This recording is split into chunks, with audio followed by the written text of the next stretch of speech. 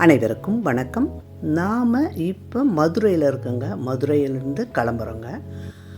இது திரு பசும்பொன் முத்துராமலிங்க தேவரோட சிலை அமைந்துள்ள இடங்க. அது வழியாக தான் நாங்கள் வண்டியில் ட்ராவல் பண்ணுறோங்க.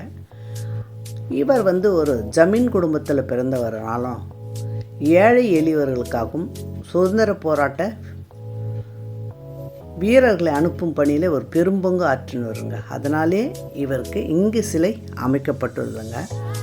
அவருக்கு மரியாதை செலுத்தும் வகை இங்கே அமைக்கப்பட்டுள்ளதுங்க. இப்போ நம்ம எங்கள் மதுரையை விட்டு கிளம்பி எங்கே போகிறோம்னா, ஒரு முருகன் படை வீடு தாங்க பார்க்க போகிறோம்.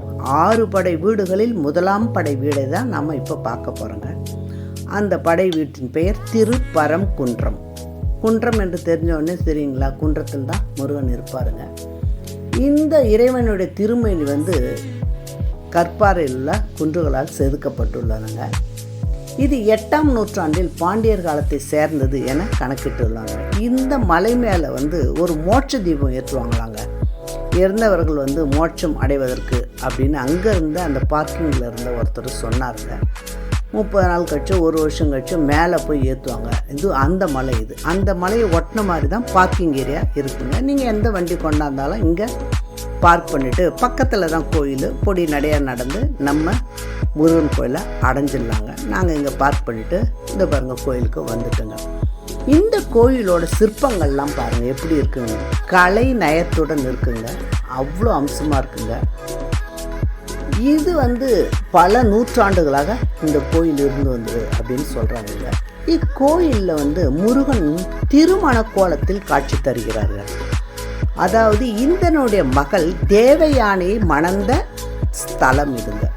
அதனால் திருமண வரம் வேண்டுவர்கள் இங்கு வந்தால் முருகன் திருவருள் கிடைத்து திருமணம் விரைவில் நடக்கும் என்பது ஐதீகங்க, நம்பிக்கை, பக்தருடைய அசைக்க முடியாத நம்பிக்கை. இது கோயிலில் வாசல் எதிரில் இடங்க. நாங்கள் அங்கே தரிசனம் பார்த்துட்டு வரலான்ட்டு வந்துட்டோங்க. பார்த்துட்டு வரும்பொழுது வெளியே நின்று இந்த மாதிரி வீடியோ எடுத்துட்டோங்க. அந்த சமயத்தில் உள்ள முருகன் கோயிலில் சுப்பிரமணிய சாமியும் தேவயானையும் பின்னாடி பாருங்கள் உட்பிரகாரத்திலே பல்லக்கில் வலம் வந்தாங்க. பக்தர்கள் எவ்வளோ அவங்கள சந்தோஷப்படுத்துறதுக்காக ஆடி பாடுறாங்க பாருங்கள். அந்த காட்சியை தான் நாம் இப்போ பார்க்குறோம். நாங்கள் வைகாசி விசாகம் முதல் நாள் அன்னைக்கு போனோங்க. அன்றைக்கி பிறந்த நாள் இல்லையா முருகனுடைய, அது அந்த முதல் நாள் உற்சவம் ஆரம்பிக்கிறனால அன்றைக்கி போனோங்க. அந்த தரிசனம் கிடச்சிதுங்க. இது அந்த தேருங்க, திருப்பரங்குன்ற தேருங்க.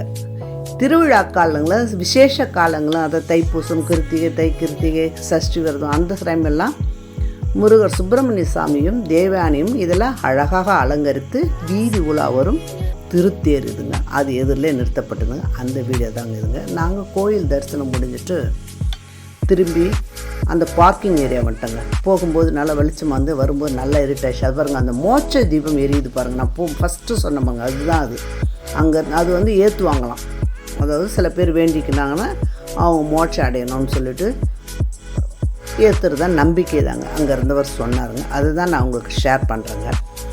இப்படி நம்ம திருமணம் வேண்டி வரவர்கள் இந்த திருப்பரங்குன்றத்தை தரிசனம் பண்ணாங்க. இந்த திருப்பரங்குன்ற சாமியினுடைய கருவறை 773 பராந்தக நெடுஞ்செழியன் என்ற பாண்டிய மன்னர் காலத்தில் படைத்தலைவனாக இருந்த சாந்தன் கணபதி என்பவரால் சிவனுக்காக எழுப்பப்பட்ட குகைக்கோள் என்று கல்வெட்டு கூறுகிறது.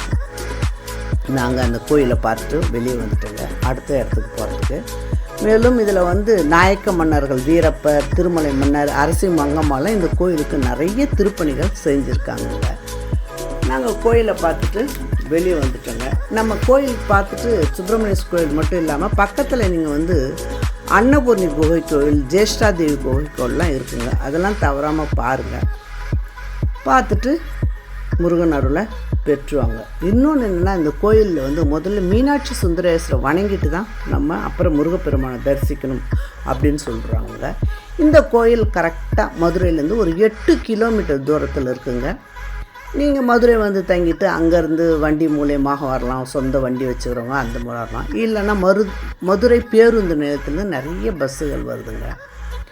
வெளியூரில் இருங்கவங்க ஏர்போர்ட்டு கூட இருக்குங்க. ஏர்போர்ட்டில் இறங்கி வரலாம். இல்லை ட்ரெயின் மூலயமாவும் நம்ம இந்த திருப்பரங்குன்ற முருகனை தரிசிச்சுட்டு திருமணம் வேண்டுவர்கள் மற்ற எல்லா நலமும் பெற இங்கு வேண்டலாங்க. இந்த வீடியோ உங்களுக்கு கண்டிப்பாக பிடிச்சிருக்கும். மறக்காமல் என் சேனலை சப்ஸ்கிரைப் பண்ணி லைக் பண்ணுங்கள், ஷேர் பண்ணுங்கள், பக்கத்தில் பெல் ஐக்கானை கிளிக் பண்ணுங்கள்.